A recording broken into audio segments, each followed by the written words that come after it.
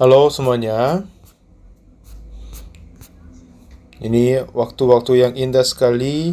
Kami bersyukur kami bisa bersekutu dalam firman Tuhan. Semua firman ada di dalam Alkitab adalah janji Tuhan yang luar biasa diberi oleh Tuhan kepada kita. Tetapi iblis menggoncangkan hati orang biar mengarahkan hati kita beda dari pimpinan Tuhan.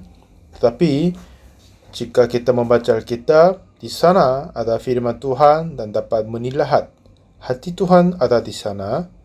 Barang siapa di antara Anda menyatukan hati dengan Tuhan dan menerima di dalam hati Anda, semua yang dunia baru, kehidupan baru, pasti akan kita mengalaminya.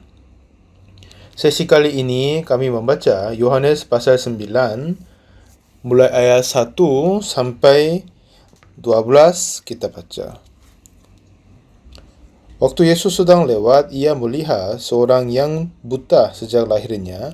Murid-muridnya bertanya kepadanya, "Rabi, siapakah yang berbuat dosa, orang ini sendiri atau orang tuanya, sehingga ia dilahirkan buta?" Jawab Yesus, "Bukan dia, dan bukan juga orang tuanya, tetapi karena pekerjaan-pekerjaan Allah harus dinyatakan di dalam dia. Kita harus mengejarkan pekerjaan dia yang mengutus aku selama masih siang. Akan datang malam di mana tidak ada seorang pun yang dapat bekerja. Selama aku di dalam dunia, akulah terang dunia." Setelah ia mengatakan semuanya itu, ia berludah ke tanah dan mengaduk ludahnya itu dengan tanah, lalu mengoleskannya pada mata orang buta tadi, dan berkata kepadanya, "Pergilah, basuhlah dirimu dalam kolam Siloam." Siloam artinya yang diutus. Maka pergilah orang itu, ia membasuh dirinya, lalu kembali dengan matanya sudah melek. Tetapi tetangga-tetangganya dan mereka yang dahulu mengenal sebagai pengemis berkata, "Bukankah dia ini yang selalu mengemis?" Ada yang berkata, "Benar, dialah ini." Ada pula yang berkata, "Bukan, tetapi ia serupa dengan dia." Orang itu sendiri berkata, "Benar, akulah itu." Kata mereka kepadanya, "Bagaimana matamu menjadi melek?" Jawabnya, "Orang yang disebut Yesus itu mengaduk tanah, mengoleskannya pada mataku dan berkata kepadaku, 'Pergilah ke Siloam dan basuhlah dirimu.' Lalu aku pergi, dan setelah aku membasuh diriku, aku dapat melihat." Lalu mereka berkata kepadanya, "Di manakah dia?" Jawabnya, "Aku tidak tahu." Sampai 12 kita baca. Di dalam kitab Yohanes ada banyak cerita seperti begini. Itu berkata tentang pembaharuan dalam hati orang. Dulu kita hidup dalam kemiskinan dan caranya sulit juga. Jika pergi ke jarak jauh harus berjalan. Tetapi setelah ada yang dibuat mobil, ya, dengan naik mobil walaupun jarak jauh tapi berjalan dengan nyaman dan enak. Nah, seperti pikiran kita, ya, pikiran-pikiran kita yang lama dan pikiran-pikiran yang kita punya sudah jauh berbeda. Bagaimana hal ini terjadi? Alkitab jelaskan bagi kita. Contohnya di pasal 8 Yohanes, perempuan tangkap dari perzinahan. Perempuan ini dan cerita ini adalah cerita yang luar biasa. Seorang perempuan, dia berzina dengan laki-laki yang beda dari suaminya sendiri, lalu tertangkap dia. Nah, dia sekarang ditarik untuk dilempar batu dan mati.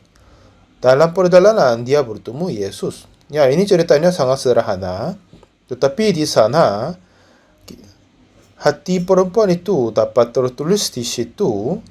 Nah, kenapa perempuan ini berzina? Orang bertanya. Ya, memang dia mempunyai keinginan hawa nafsu berzina, jadi dia berbuatnya. Ya, memang itu benar.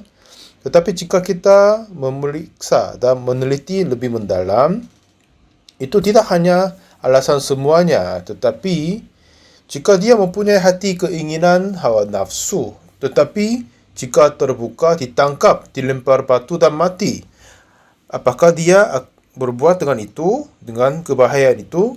Nah, seperti begitu.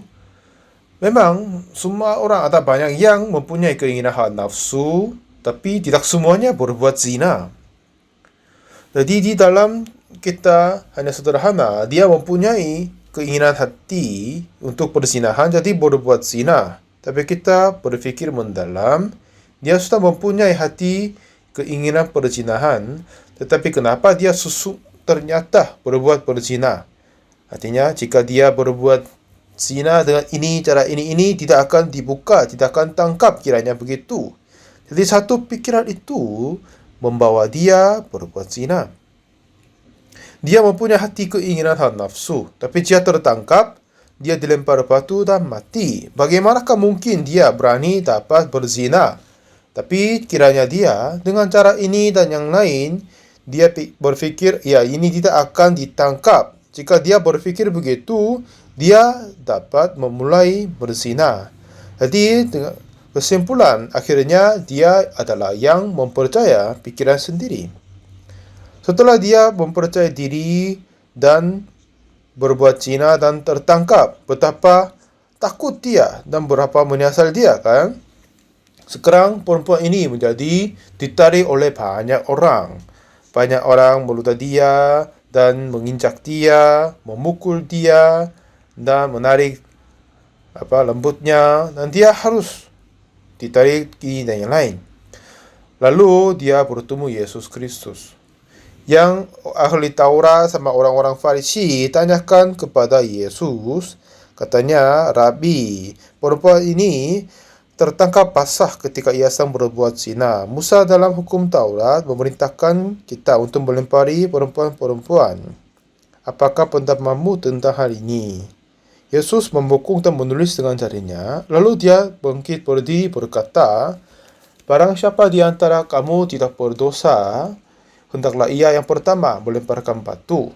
Nah, sampai sekarang banyak orang hanya melihat dosa perempuan, tapi masih belum bisa melihat dosanya dia sendiri. Tetapi setelah dikatakan Yesus Kristus, firman dari Yesus membuka hati mereka, biar mereka dapat merasa dosanya sendiri. Mereka pun mempunyai hati yang keinginan jahat, mempunyai hati yang tidak baik. Mereka tinggalkan batu dan pergi satu demi yang lain. Lalu Yesus berkata kepada perempuan itu, "Di manakah mereka? Tidak adakah seorang yang menghukum engkau?" Katanya, "Tidak ada, Tuhan." "Aku pun tidak menghukum engkau," Yesus berkata, "pergilah, jangan berbuat dosa lagi mulai dari sekarang." Jadi saya berpikir tentang hati perempuan itu. Awalnya dia mempunyai penuh hati keinginan, lalu dia tidak akan tertangkap kiranya. Tapi setelah tertangkap, pada saat dia ditarik, hati dia penuh dengan kekhawatiran dan takut dan menyesal. Ya, aku sudah selesai. Batu itu akan dilempari kepadaku, aku akan luka, dipatah tulang, akan mati. Tapi Yesus datang kepada mereka. Dan katanya apa? "Aku pun tidak menghukum engkau, pergilah dan jangan berbuat dosa lagi mulai dari sekarang." Setelah perempuan ini pulang ke rumah, saya berpikir hal itu. Dia dengan rendah hati, dia mengucap terima kasih kepada Yesus. Pada saat dia pulang ke rumahnya, dalam perjalanan, dia berpikir apa? Hati dia penuh dengan Yesus Kristus. Jika Yesus enggak ada, kepalanya dipatah, dan tulang-tulang dia terpatah, dan dilempar batu, dan bertumpah darah, dan akhirnya mati dia. Dan semua batu-batu itu menjadi kuburan saya. Tetapi saya tetap hidup, berjalan ke rumah, pulang rumah. Ia kata apa? "Aku pun tidak menghukum engkau." Setelah dia datang ke tempat tinggalnya, membuka pintu, saya tidak mungkin datang sini, tetapi Yesus yang selamatkan aku. Saya berterima kasih banyak kepada dia. beberapa kata tadi Yesus Kristus tentang hatinya memimpin perempuan ini kepada dunia yang terbaru, dunia yang penuh dengan kasih karunia dan bersyukur bagi Tuhan. Dia terbangun dalam ketiduran, apakah ini mimpi atau tidak? Aduh, aku masih hidup, aku tetap hidup, aku tidak mati, aku selamat, aku hidup. Ini semuanya karena Yesus. Saya berterima kasih Tuhan, sangat bersyukur Tuhan. Tuhan berterima kasih. Sepertinya begitu, Tuhan Yesus memenuhi hati perempuan ini dengan syukuran, kegembiraan yang dan berterima kasih. Nah, sekarang hati perempuan ini sudah penuh dengan syukuran bagi Tuhan. Tidak ada sempat yang lain, pikiran-pikiran yang keinginan yang lain tidak akan masuk. Dengan penuh syukuran, dia mengucap syukur dan memuji Tuhan sepanjang kehidupannya. Nah, yang heran adalah Tuhan Yesus memperbarui hati kita. Firman Tuhan yang kita baca tadi, di Yohanes pasal 9, ada seorang buta yang sejak lahirnya, dia menjadi buta sejak lahirnya. Sebab itu, dia tidak pernah melihat terang. Tidak sama sekali tidak. Katanya bunganya cantik. Apa artinya cantik? Katanya langit adalah biru. Apa artinya biru? Ya, seperti begitu dia tidak sama sekali dapat memahami apa-apa. Karena dia harus hidup, jadi dia pergi bangun pagi-pagi, keluar dan mengemis sepanjang hari. Lalu dia ketemu Yesus Kristus. Muridnya berkata, ya, orang ini menjadi buta sejak lahirnya. Betapa dosa banyak yang berbuat, jadi dia lahir dalam buta. Oh ya, tidak mungkin anak yang belum lahir bagaimana dia berbuat dosa. Mungkin orang tuanya berdosa. Oh ya, tidak mungkin juga. Jika orang tua berdosa, mereka lah yang buta. Kenapa orang ini menjadi buta? Seperti begitu, mereka tidak tahu ini sebabnya dosa dia sendiri atau orang tuanya. Jadi mereka tanyakan kepada Yesus. Katanya, Rabi, siapakah yang berbuat dosa, orang ini sendiri atau orang tuanya, sehingga ia dilahirkan buta? Tapi Yesus berkata, bukan dia dan bukan juga orang tuanya, tetapi pekerjaan Allah harus dinyatakan di dalam dia. Nah, ini masih siang, kita harus, karena kerja-kerja Allah harus dinyatakan. Lalu dia mengoreskan tanah dengan ludahnya. Lalu menempel di mata orangnya. Lalu katanya apa? Pergilah, basuhlah dirimu dalam kolam Siloam. Sebelumnya, hati orang buta mempunyai, ya, siapa ini? Apa yang dia mengoreskan di mataku? Apakah saya minta uang kepadanya? Apakah aku meminta sesuatu makanan untuk dia, mengemis dia, dan dapat uang darinya, beli roti dan makan? Inilah kehidupannya sendiri, tidak ada yang lain. Tetapi kepada orang buta ini, dia sedang mempunyai hati yang tidak sama sekali pernah mempunyai sebelumnya. Yesus mengoreskan tanah di matanya dan berkata, pergilah, basuhlah dirimu dalam kolam Siloam. Orang ini tidak pernah berfikir dia akan ke Siloam. Tapi Yesus mengisi hati untuk keinginan membasuh diri di kolam Siloam. Hati itu tidak pernah diambil oleh orang sakit itu. Tapi firman Tuhan Yesus mengangkat hati baru di dalam hati orang buta. Pada saat kita bertemu Yesus, pada saat kita datang gereja, berdoa dan beribadah, tidak karena kita mempersembahkan banyak atau tidak hanya untuk rajin berdoa dengan sesungguh hatinya, atau kita mengaku dosa pun ya tidak jadi. Tetapi yang paling penting adalah kita harus mempunyai hati yang masih belum pernah punya, yaitu hati Yesus. Orang ini tidak sama sekali pernah mengingini datang ke kolam Siloam. Dia tidak sama sekali berpikir itu dulu. Pada saat orang buta datang di kolam, jika dia jatuh, itu bahaya sekali. pasti orang-orang buta dia mempunyai banyak pencurigaan dari orang-orang normal. Pasti dia harus mencurigai banyak. Tidak sama sekali menyatakan semuanya. Tetapi oleh sebab kelaparannya untuk menerima sepotong roti, dia harus keluar pagi-pagi dan meminta dan mengemis kepada orang di jalan. Itulah apa yang dia harus melakukan. Tapi orang buta ini sampai sekarang dia mengemis untuk dapat uang dan roti kepada banyak orang-orang di jalan. Tapi sekarang mengemis itu sudah selesai, sudah tidak jadi. Lalu dia cari kolam Siloam dan tanyakan, apakah ini jalan ke Siloam? Apakah di situ tidak ada yang bahaya, tidak ada yang hajar? Apakah tidak ada yang jatuh? Apakah tidak slippery? Licin kah? Nah, seperti begitu, hati orang ini dipimpin untuk keinginan datang ke Siloam. Sampai sekarang, dia hidup dengan pikiran dirinya sendiri, tetapi sekarang dia maju kepada kolam Siloam. Memang dia adalah tetap orang buta sejak lahirnya, tetap sama orangnya, tetapi sekarang dia dipimpin oleh dunia yang terbaru, hati yang terbaru. Sampai sekarang, dia kerja meminta untuk memenuhi untuk kebutuhan tubuh jasmani, untuk makanan, uang, untuk kehidupan yang baik. Jadi dia melakukan semua segalanya oleh keinginan daging. Tetapi setelah orang buta ini bertemu Yesus Kristus, tidak lagi kelaparan, keinginan daging memimpin dia. Tetapi firman Tuhan sedang memulai memimpin hati orang ini. Seperti orang buta ini, betapa banyak orang masih ditarik oleh keinginan-keinginan hawa nafsu dan daging di dalam dirinya. Ya, kita enggak tahu siapa anda semua, tetapi sebelum kita bertemu Yesus, keinginan-keinginan daging, keinginan hawa nafsu adalah semua daripada kita, ya kan? Tetapi seperti orang buta ini, jika kita bertemu Yesus, firman Tuhan dan hati Yesus akan memimpin kita mulai saat itu.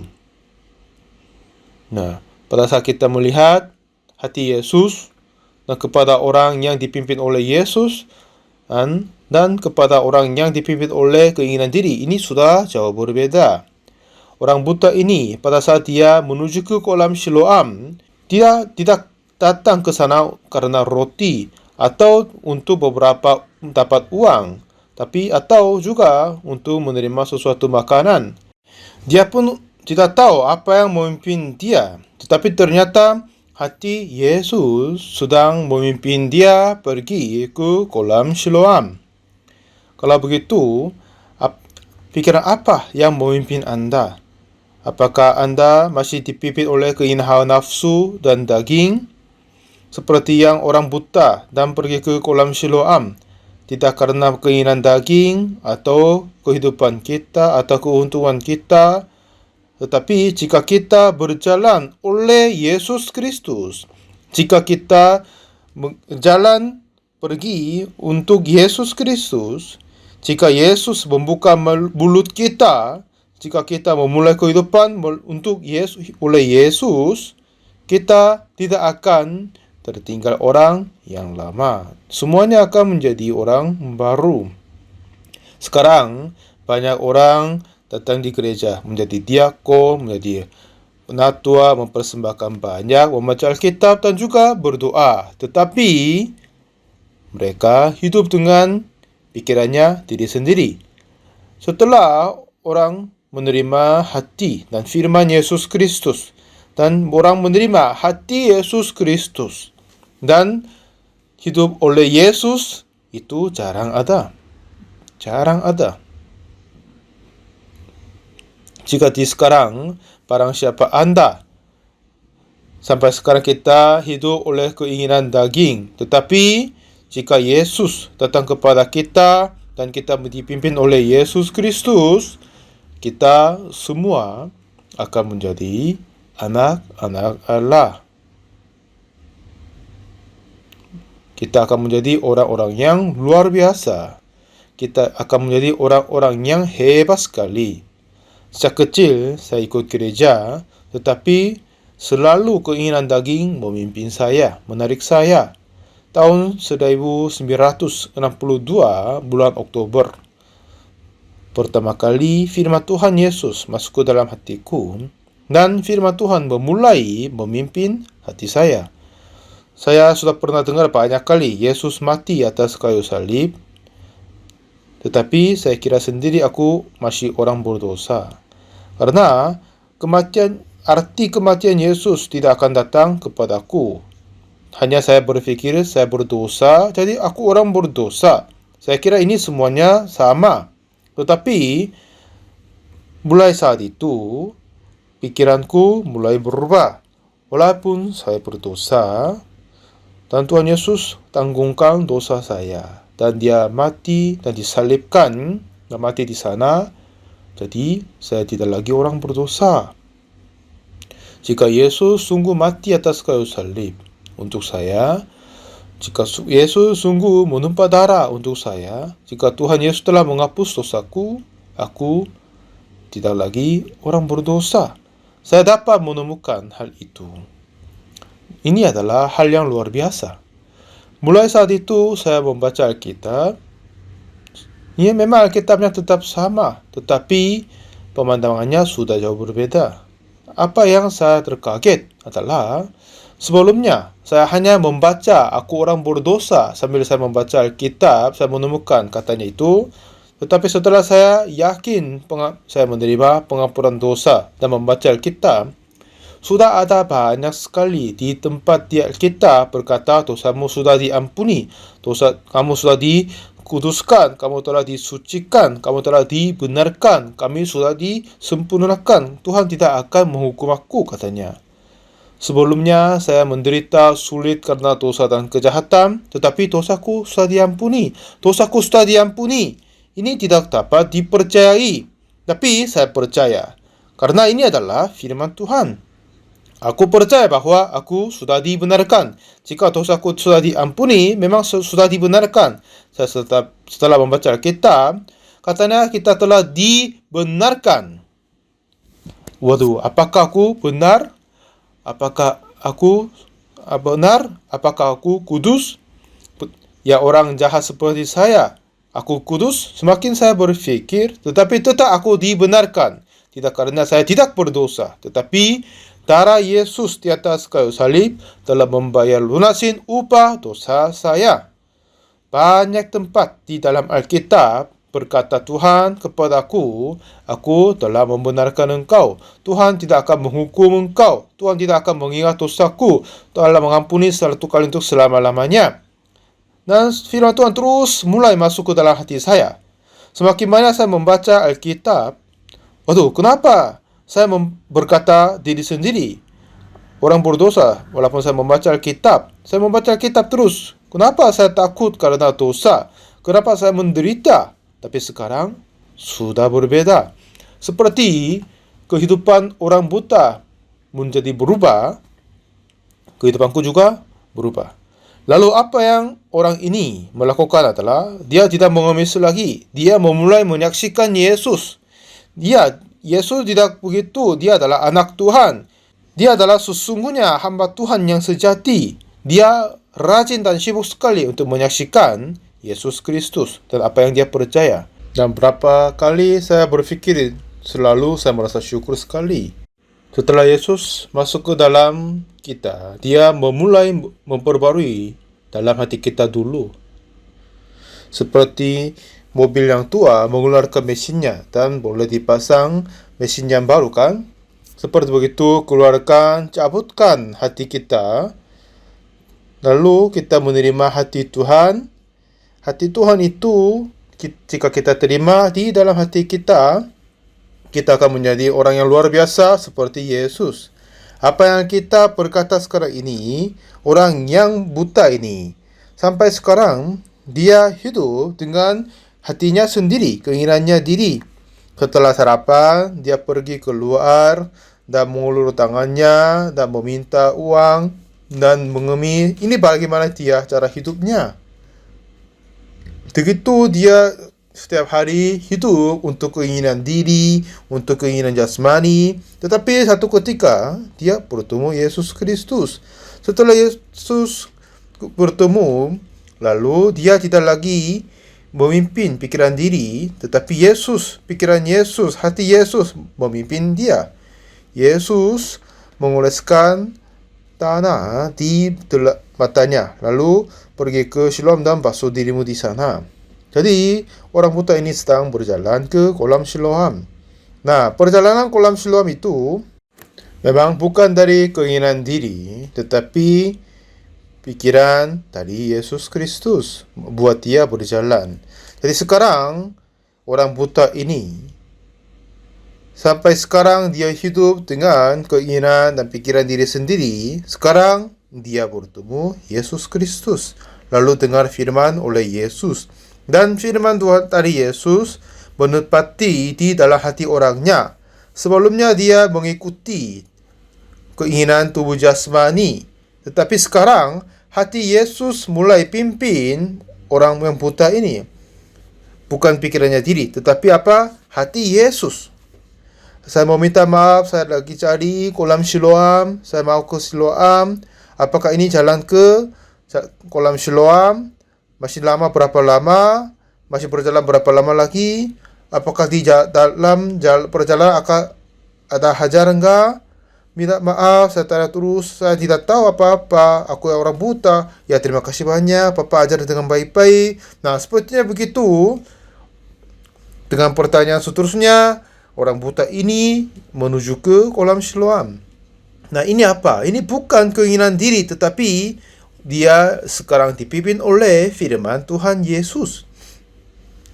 Nah, saat orang buta ini dia bertemu Yesus dalam pengemisan, lalu Tuhan pakai tanah dan mengoleskannya pada mata orang itu. Pergi dan berkata, pergilah, basuhlah dirimu dalam kolam Siloam. Pergilah, basuhlah dirimu dalam kolam Siloam. Dan firman Tuhan ini terus terdengar dalam pikirannya dan hatinya, telinganya. Pergilah, basuhlah dirimu di kolam Siloam. Pergilah, basuhlah dirimu kolam Siloam. Suara itu, suara Yesus pimpin dia. Tetapi dia tetap seorang buta. Dengan hati-hati dia cari jalan, lahirnya datang di kolam Siloam. Apakah ini Siloam? Benar ya? Jadi dia membongkok dan mencari jalan, apakah ini sudah aman atau tidak, berhati-hati dan mau datang ke sana. Ya, itu kemungkinan sulit kan dan bahaya kan jika dia jatuh ke dalam air. Enggak tahu di mana dia harus keluar kan. Jadi itu menjadi bahaya sekali. Jadi dia berhati-hati menginjak satu demi yang lain dan dia menuju ke kolam Siloam. Dia harus berpikir banyak dan menghitung banyak karena dia tidak bisa lihat. Jika dia terlicin, akan jatuh ke dalam tengkar air, susah kan?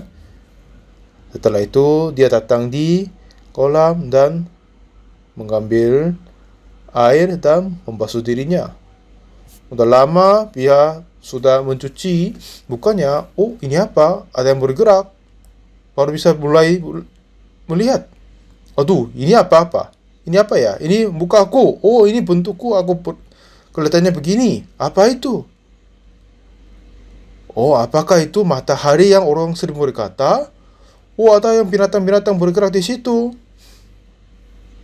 Dan juga apa? Waduh, ini bebek-bebek di atasnya. Oh, mungkin itu apa? Yang burung gereja. Waduh. Nah, seperti begitu, Yesus berkata, dan firman Tuhan masuk ke dalam hati orang, dan firman itu memimpin orang yang buta ini. Firman Tuhan adalah hati Yesus. Pada saat hati Yesus masuk ke dalam hati orang buta ini, orang ini mulai berubah. Nah, ini caranya bagaimana dia membuka matanya. Oh ya, saya bisa melihat sekarang. Oh, ini bagaimana bentuknya orang. Bagaimana kelihatannya ibuku. Ya, Saya segera mau menemui ibuku. Nah, seperti begitu. Banyak hal-hal yang baru memulai di dalam hati dia. Terus dia berjalan. Ya kan? Ada yang berkata, "Ya, kamu tidak boleh berjalan. Ini hari Sabat. Kenapa kamu berjalan?" Katanya. Katanya, "Yang menyembuhkan aku suruh saya berjalan. Apa ini masalah enggak? Siapakah yang sembuhkan kamu?" Aku enggak tahu siapanya itu.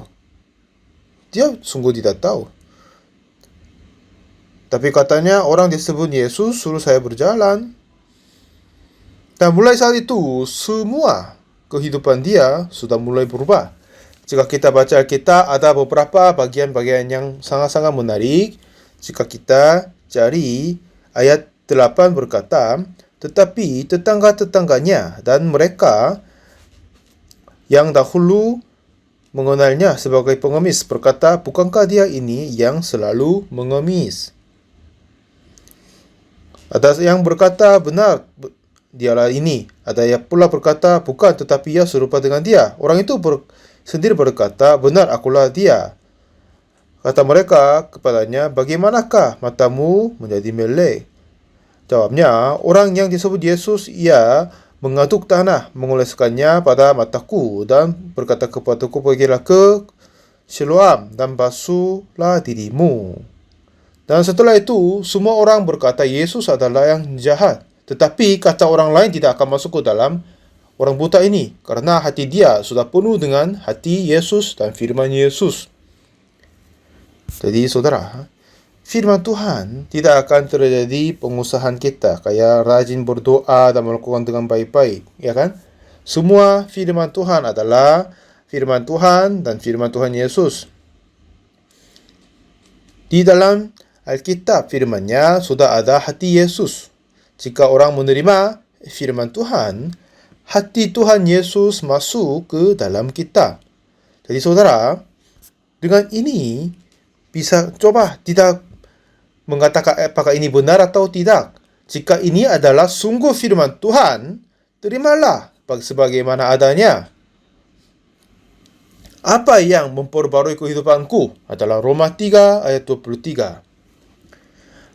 Berkata, karena semua orang telah berbuat dosa dan telah kehilangan kemuliaan Allah. 24 bilang apa lagi? Dan oleh kasih karunia telah dibenarkan dengan cuma-cuma karena penebusan dalam Kristus Yesus. Ya, katanya apa? Oleh kasih karunia telah dibenarkan dengan cuma-cuma karena penebusan dalam Kristus Yesus. Alkitab sudah berkata kita sudah dibenarkan, ditebuskan. Jika seseorang yang sungguh menerima firman Tuhan ini sebagaimana ada di dalam hati kita, apa yang terjadi kepada kita, apa yang kita berkata adalah, ya aku sudah benar berdosa, tetapi Tuhan membenarkan aku. Sebab itu, ada orang yang terima firman Tuhan akan berkata begitu. Jika Tuhan membenarkan, aku sungguh dibenarkan. Jika Tuhan menguduskan, aku sudah dikuduskan. Jika Tuhan memberi anugerah, ya kita sudah diberi anugerah. Tapi orang tidak berkata begitu. Tuhan Yesus sudah berkata di dalam Alkitab bahwa aku membenarkan engkau, tetapi orang berfikir tentang hal itu. Apakah aku sungguh benar? Oh, tidak mungkin. Aku tidak benar, sama sekali tidak. Karena aku orang berdosa. Ya, bedanya apa? Banyak orang akhir-akhir ini, mereka berkata, dengar dan tahu bahwa Yesus telah mati atas kayu salib dan dia menyempurnakan kita dan membenarkan kita. Dan Roma 3 ini katakan semua orang telah berbuat dosa, telah kehilangan kemuliaan Allah. Ya, memang kita semua berdosa, sudah kehilangan kemuliaan Allah. Tapi 24, dan oleh kasih karunia telah dibenarkan dengan cuma-cuma karena penebusan dalam Kristus Yesus. Telah dibenarkan oleh kasih karunia. Ya, Tuhan telah mengampuni dosaku, sudah dibenarkan, sudah membenarkan kita. Jadi pikiran kita, oh tidak mungkin aku orang berdosa. Tapi Alkitab berkata, aku membenarkanmu. Jadi ada yang berkata, ya walaupun aku orang berdosa, tapi Tuhan panggil aku orang benar. Tapi jika kita orang berdosa, tapi Tuhan panggil kita orang benar, Tuhan sendiri menjadi pembohong, penipu, ya kan? Jadi Tuhan pada saat dia berkata kepada kita, aku membenarkanmu, karena dia sudah membenarkan, jadi aku berkata kita sudah dibenarkan. Tuhan tidak akan berkata orang benar kepada orang berdosa. Jika panggil orang benar kepada orang berdosa itu cukup, kenapa? Kenapa keperluan Yesus mati atas kayu salib hanya panggil saja sudah cukup kan? Tuhan tidak akan berkata orang benar kepada orang berdosa. Setelah dia membenarkan kita, lalu dia panggil kita, berkata kita orang benar. Darah Yesus di atas kayu salib menjadi buram, terlihat buram kepadanya.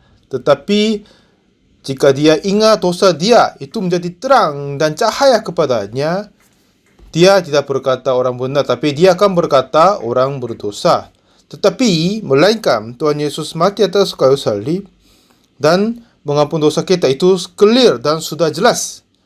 Dan kita walaupun berdosa, tapi Tuhan Yesus telah mengampuni dosaku.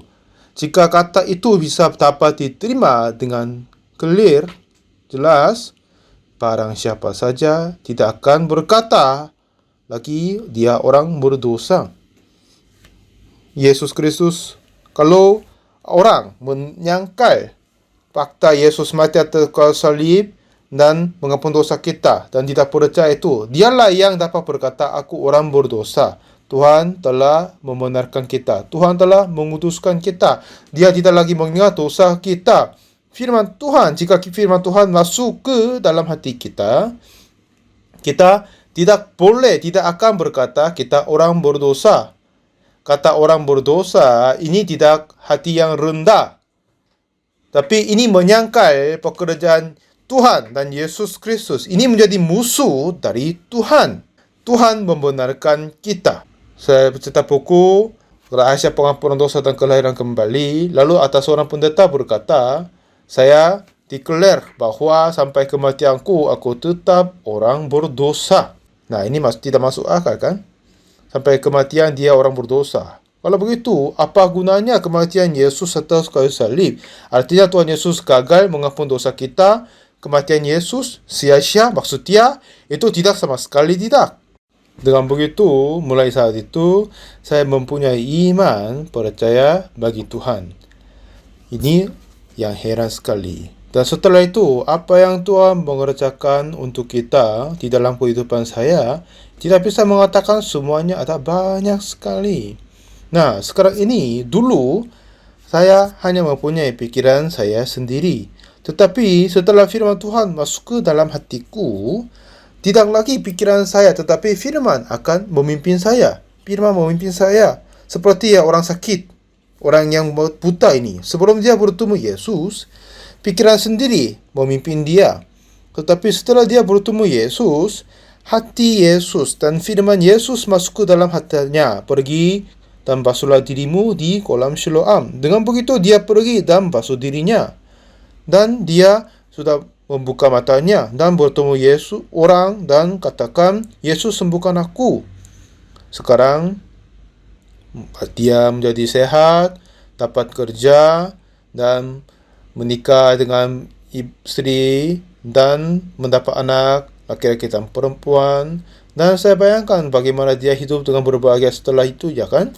Setelah dia bertemu Yesus Kristus, menjadi berbahagia.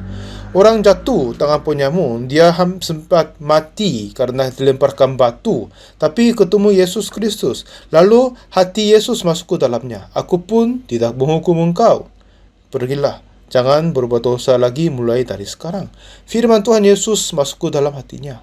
Ya, penghukumanku sudah selesai. Dosaku sudah diampuni. Ya, terima kasih banyak Tuhan. Seharusnya saya mati hari ini, tetapi aku selamat. Jadi, percaya Yesus tidak tergantung mempersembahkan banyak atau doa jelas atau melakukan yang baik atau membantu orang-orang yang miskin. Itu tidak berartinya. Firman Tuhan yang beda dari hatiku. Hati Tuhan itu terima dalamnya. Tapi orang tidak bisa melakukan ini. Karena orang berbuat dosa, jadi orang berdosa. Jadi mereka berkata, aku orang berdosa. Tapi Tuhan Yesus telah membasuhnya, menghapuskannya. Setelah begitu, kita sudah dibenarkan. Tuhan telah membenarkan. Tetapi tidak menerima firman Tuhan yang membenarkan kita, tetapi masih mempunyai pikiran yang dia menganggap diri orang berdosa. Itulah bukan orang yang percaya Yesus. Dia tidak sama sekali berhubung dengan cara Yesus. Tuhan tidak bisa kerja kepadanya. Selama kita membaca Alkitab, firman apa saja di dalam Alkitab, ya bagaimanapun kita memandang diri orang berdosa, kita memandang diri orang jahat, kita memandang diri orang yang jahat, tetapi dalam Alkitab Yesus membenarkan, jadi kita dibenarkan. Tuhan menguduskan, kita dikuduskan. Jadi di sini ada pikiran kita dan firman Tuhan. Jika pikiran kita menjadi menang, kita menganggap diri orang berdosa. Aku orang berdosa, bagaimana mungkin aku tidak punya dosa walaupun saya sudah berdosa? Mereka akan berkata begitu. Tetapi jika firman Tuhan menang kepadanya, ya saya sudah berdosa, tetapi Tuhan membenarkan aku. Tuhan telah menghapus dosaku seperti salju. Dia berkata tidak akan mengingat dosaku. Jadi semuanya dapat dibagikan. Kedua yang gadis besar ini, yang sangat sederhana, simple. Selama ikut gereja, saya bertemu banyak orang yang berkata dirinya orang berdosa. Sudah ada banyak sekali. Mereka berkata orang berdosa karena apa? Mereka tidak terima Yesus membenarkan dia. Di Alkitab sudah ada banyak sekali cerita-cerita Tuhan telah membenarkan kita. Sudah ada banyak sekali, ya kan? Tetapi seperti Tuhan berkata, yaitu Yesus yang diserahkan karena pelanggaran kita dan dibangkitkan karena pembenaran kita. Ya, untuk membenarkan kita, dia mati dan bangkit untuk menerima semua penghukuman untuk kita. Lalu berkata, aku membenarkanmu karena semua hukumanmu saya tanggungkan semuanya.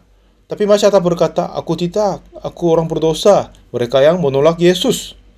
Sampai sekarang, banyak orang ikut gereja, tetapi masih berkata, aku orang berdosa. Kenapa? Firman Tuhan Yesus tidak akan masuk ke dalam hatinya. Jika firman Tuhan masuk ke dalam hatinya dan mengeluarkan dan mengalahkan pikiran diri, kita akan menjadi orang Yesus. Jika firman Tuhan Yesus masuk ke dalam hati kita, tetapi jika pikiran kita tetap menang, ya, seseorang mempunyai hati nurani, bagaimana mungkin dia bisa berkata orang benar, dia sudah berdosa? Katanya begitu kan? Tapi melainkan, jika firman Yesus kalahkan hatiku, memang sudah benar kita sudah berdosa, tapi Yesus mati untuk dosa kita, telah membenarkan kita. Kalau begitu, ya walaupun kita sudah berdosa, tetapi Tuhan membenarkan, jadi kita sudah dibenarkan. Inilah cara kita percaya. Sampai sekarang banyak orang ikut gereja, tapi karena mereka tidak percaya kepada Yesus dan firman-Nya, akhirnya berkata, aku orang berdosa. Yesus sungguh berkata, dia telah mengampuni dosa kita. Yaitu Yesus yang telah diserahkan karena pelanggaran kita dan dibangkitkan karena pembenaran kita. Inilah firman Tuhan yang indah. Dan 1 Korintus 6:10 juga berkata yang baik, pencuri, orang kikir, pemabung, pemfitnah, dan penipu tidak akan mendapat bagian dalam kerajaan Allah. Mereka tidak akan terima warisan sebagai kerajaan Allah. Seperti pencuri, kikir, pemabung, kita sudah berbuat sesuatu yang jahat sepertinya. Tapi mari kita jangan hanya ayat 10 saja, tapi mari kita semua baca ayat 11 juga. Dan beberapa orang di antara kamu demikianlah dahulu, tetapi ya kita sudah berdosa seperti dulu, seperti yang tadi. Tetapi kamu telah memberi dirimu disucikan, kamu telah dikuduskan, kamu telah dibenarkan dalam nama Tuhan Yesus Kristus dan dalam Roh Allah kita. Nah, di sini katanya apa? Tetapi kan? Ya, kita sudah berdosa. Tetapi kamu dibenarkan. kamu sudah berdosa, tetapi kamu telah disucikan, ya kan? Tetapi telah dibenarkan. Nah, mau pilih apa? Mau percaya apa? Aku sudah berdosa. Tapi Yesus berkata, ya kamu sudah berdosa. Tapi dosamu telah disucikan. Kamu telah dikuduskan. Kamu telah dibenarkan. Jika orang mempercayai kata Yesus, firman Yesus, ya aku dibenarkan. Aku menjadi benar karena Tuhan membenarkan aku. Bukan saya berbuat baik, tapi Yesus membenarkan aku. Ini kata Yesus, Tuhan membenarkanku, menguduskanku. Jadi aku disucikan. Ada hanya satu kesimpulan. Apakah orang mempercayai pikiran diri atau firman Tuhan Yesus? Apakah dia percaya? Apakah Anda mau percaya firman Tuhan atau pikiranmu sendiri? Pada saat 19 tahun, saya kira aku sendiri orang berdosa. Tapi pada saat saya berusia 19 tahun, itu tahun 1962, pada tahun itu saya tahu dosaku telah dihapuskan. Bagaimanapun saya berpikir ulang, saya sudah dibenarkan. Ya, walaupun saya berdosa banyak sekali, tapi semua dosa sudah dihapuskan oleh darah Yesus di atas kayu salib. Jadi apa saja, siapa saja yang berkata apa-apa, tetapi aku tetap dibenarkan, dikuduskan, dan disucikan. Jadi sampai sekarang, kiranya diri orang berdosa, tapi menyangkal pikiran itu. Dan saya menerima firman Tuhan dengan iman di dalam hatiku. Seperti perempuan tangkap dalam perzinahan pada saat dia tidur di rumahnya sendiri. Waduh, jika Tuhan Yesus enggak ada, aku akan dilempar batu dan mati. Pasti aku tidak tidur di sini, tapi akan di makam, kuburan. Dia mempunyai penuh syukur hati bagi Yesus Kristus. Kepada saya juga ada hari itu. Hari yang saya yakin dosaku telah diampuni oleh darah Yesus Kristus. Semua dosaku telah dihapuskan seperti salju. Aku tidak lagi orang berdosa. Syukur sekali. Semakin banyak berfikir, itulah luar biasa dan saya menganggap syukur sekali. Jadi, saya selalu menyaksikan hal ini, tidak yang lain. Mulai saat itu sampai sekarang, terus menerus saksikan ini. Setelah saya membaca Alkitab, makin saya membaca Alkitab, Tuhan secara akurat dan secara luar biasa berkata begini ya. Seperti Ibrani 10 ayat 10, dengan kematian Yesus dia berkata, Ibrani 10 ayat 10 berkata apa? Dan karena kehendaknya, inilah kita telah dikuduskan satu kali untuk selama-lamanya oleh persembahan tubuh Yesus Kristus. Nah, kematian Yesus Kristus di atas kayu salib. Jadi dia mengorbankan diri. Dengan itu, dia telah mengampun dosaku, jadi aku telah dikuduskan. Ayat 11, selanjutnya setiap imam melakukan tiap-tiap hari pelayarannya yang berulang-ulang mempersembahkan korban yang sama sama sekali tidak akan menghapuskan dosa. Jadi di perjanjian lama, para imam mempersembahkan korban karena dosa dengan menyembelih kambing atau domba. Tapi persembahan karena dosa itu memang dapat mengampun dosa untuk sementara, untuk dosa yang sudah berbuat itu. Tetapi kita tinggal di dunia ini yang lingkungan waktu, ada masa yang lalu, kini, dan masa depan. Begitu masanya akan berlalu. Jadi, jika mengampuni, mempersembahkan korban di dunia waktu ini akan dosa untuk sementara. Misalnya ada seorang berdosa kayak mencuri, dia mempersembahkan korban karena dosa. Jadi, dosa itu sudah diampuni. Tapi jika dia berbuat dosa lagi, persembahan korban karena dosa itu sudah menjadi masa yang lalu. Jadi dia harus mempersembahkan seekor kambing, domba lain untuk mengatakan pendamaian. Jadi perjanjian lama katanya di bawah mezbah darah mengalir seperti sungai dan asap terbakar korban seperti awan. Tapi Yesus datang, apa yang ia melakukan adalah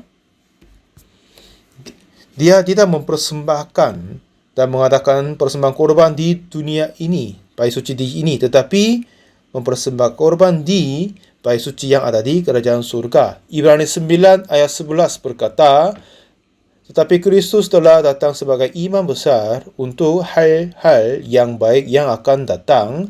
Ia telah melintasi kemah yang lebih besar dan lebih sempurna, yang bukan dibuat oleh tangan manusia, artinya yang tidak termasuk ciptaan ini.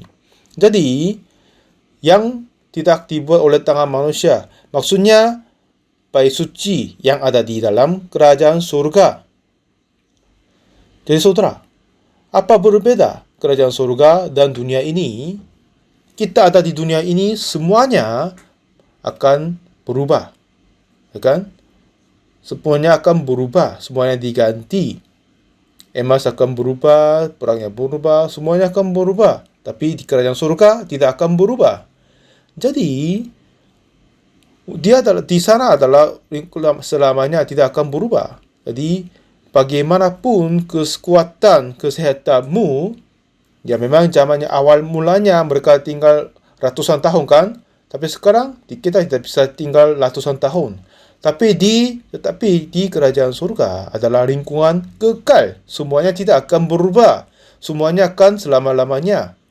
Kehidupan kita di sana akan selamanya. Pengampunan dosa pun untuk selamanya. Oleh sebab itu, Yesus membawa darahnya tidak akan memercik darah di bait suci di dunia ini, tetapi memercik darah di atas kerajaan surga. Tetapi Kristus telah datang sebagai imam besar untuk hal-hal yang baik yang akan datang. Ia telah melintasi kemah yang lebih besar dan yang lebih sempurna, yang bukan dibuat oleh tangan manusia, artinya yang tidak termasuk ciptaan ini. Bait suci di dunia ini akan dibuat oleh tangan manusia. Waktu berlalu akan dihapuskan, dihancur. Tapi di bait kerajaan surga, semuanya selama-lamanya. Tubuh kita akan selamanya. Pengampunan dosa pun akan selama-lamanya di atas kerajaan surga. Jadi, dan ia telah masuk satu kali untuk selama-lamanya ke dalam tempat yang kudus, bukan dengan membawa darah domba, jantan atau darah lembu, tetapi dengan membawa darahnya sendiri. Dan dengan itu ia telah mendapat kelepasan yang kekal.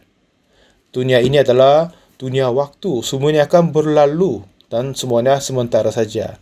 Tapi untuk mengampuni dosa kita untuk selamanya, tidak boleh memercik darah dunia ini, tapi memercik darah di atas kerajaan surga. Dengan itu mendapat kelepasan yang kekal, pengampunan dosa yang kekal.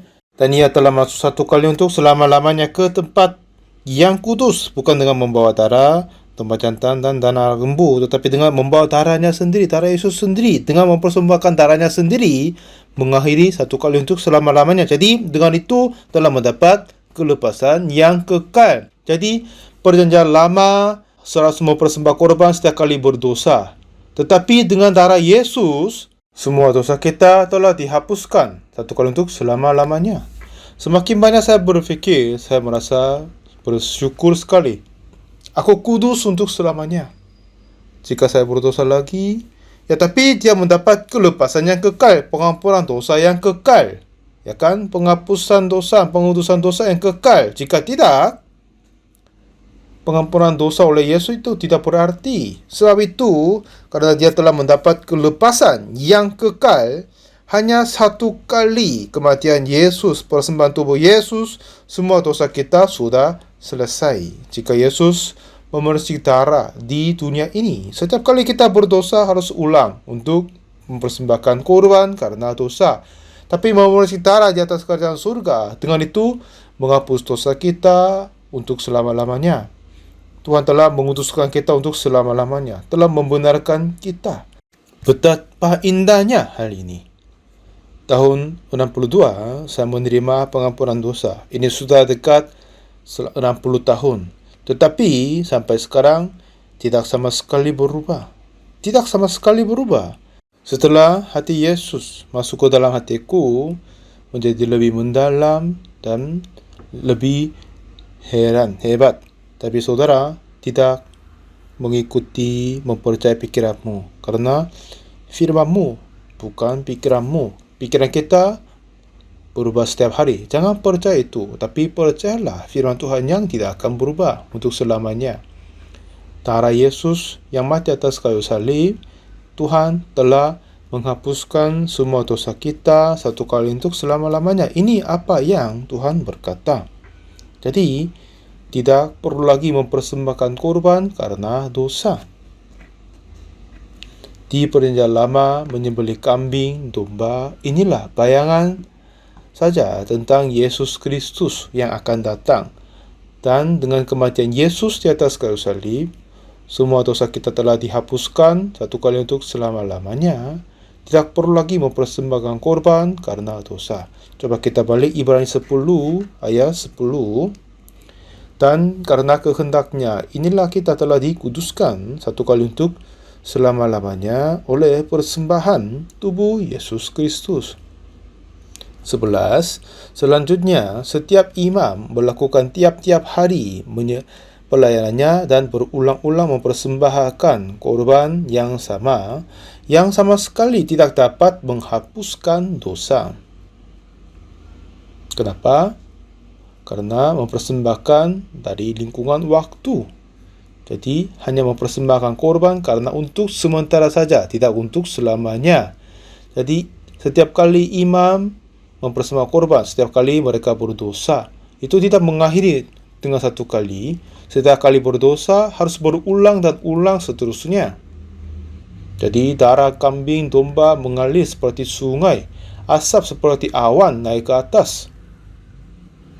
Jadi, persembahan korban karena imam adalah hanya sementara saja. Ayat 12, tetapi ia setelah mempersembahkan hanya satu korban saja karena dosa, ia duduk untuk selama-lamanya di sebelah kanan Allah.